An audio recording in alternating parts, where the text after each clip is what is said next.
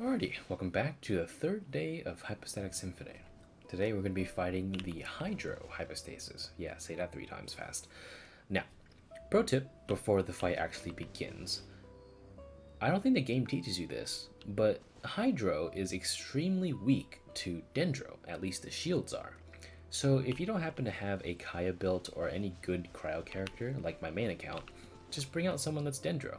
The Hydro Heralds that you see in the stage 2 of the standard scoring are extremely weak to this, and pretty much the slimes are getting one shot every time when you fire just an arrow at them.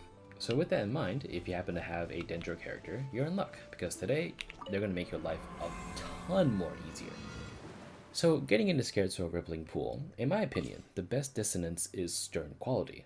Not only because of the fact it heals you, but you literally get 60 energy for free. You just press a button and you get 60 energy, so that could be your burst back. And it's extremely useful because the boss has rather small DPS windows, so you might want to make the best of them.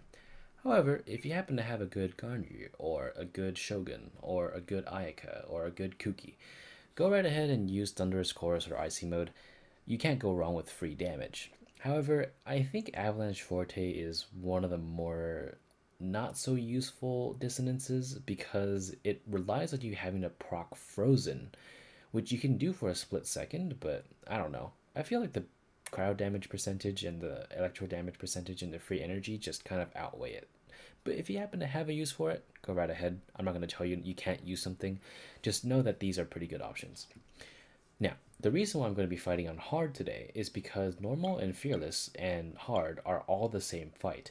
Extreme is when things get different, and you probably need to have extremely well-built characters to face off against this guy, because you can see the attack and HP are increased by pretty large amounts. So I won't make a guide on that because the average Joe probably doesn't even want to beat that, but I'm going to beat it on my main account later, and if I happen to have a link in the pinned comment, you'll see it. But for now, let's just go to hard. Character choices are going to be free to play, of course. So Traveler, we're going to have Harbinger of Dawn along with a semi-leveled Archaic Petra Gladiator 2-piece. For Kale, which is free by the way, you can get her at the end of Spiral Abyss floor 4. I built her with a Favonius Warbow, which you can get for free, and Instructor. But she's just here for the application of Dendro. She could be level 1 and have a Hunter's Bow, and nobody will really tell.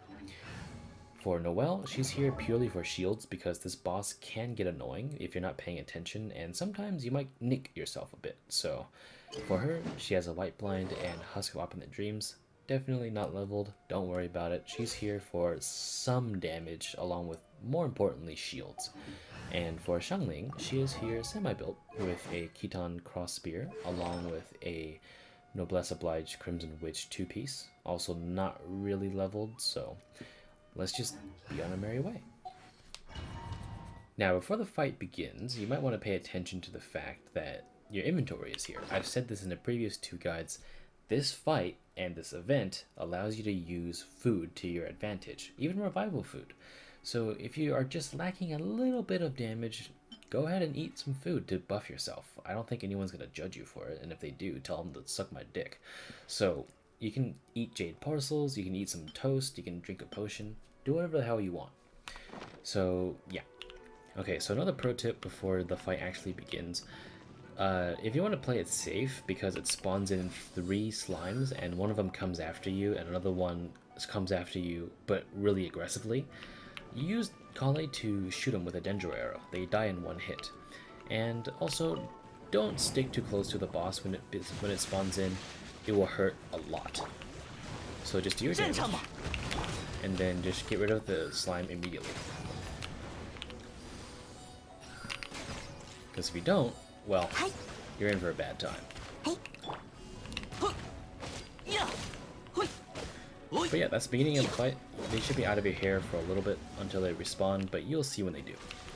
Alright, so it's going to immediately do this particular boss fight move, and it's very annoying because it spawns these like dolphins around you, and sometimes they spawn on the boss, so it'll do damage to you regardless, unless if you have a shielder like me. So this is why I said to bring Noelle, because if you don't, it might end up in a very annoying situation where you're taking undodgeable damage, unless if you just want to like dodge dolphins for like 2 minutes. So yeah, keep in mind, especially when paired with the bubble move, which you'll probably do right now. Yep, that's one. You might get yourself caught and taking undodgeable damage at the same time, because these will trap you, and if you don't get out of them fast enough, there's a good chance that you might get stuck in a perpetual loop of bubbles, and they do damage to you too. So be very careful when fighting this. So it's going to keep spawning bubbles underneath me for like 30 seconds. For the Dolphins, it just does 3 moves instead of 1, which is pretty cool, I guess. And that's pretty much that, and done deal. We have a little tornado move. It'll just spawn more than 3 like the usual one. I think it's like 5, which isn't really a big deal. I'm just going to keep using Stern Quality to get my burst up and use Geo Traveler to make it a lot easier for me. But the only move left is going to be the Stingray thing, which I'm hoping that it actually does, because I think it's a very cool move. But this boss just gives you a lot of DPS windows, but they don't last very long. So just keep in mind what you're doing and manage your energy very well. By the way, the splash is probably going to happen if you're close to it, like this. All you gotta do is run through it, or perhaps get lucky and it goes the other way. So that's pretty much all there is to this fight. Also, luckily it doesn't do the whole, like, swallow the entire arena whole thing, so you should be fine.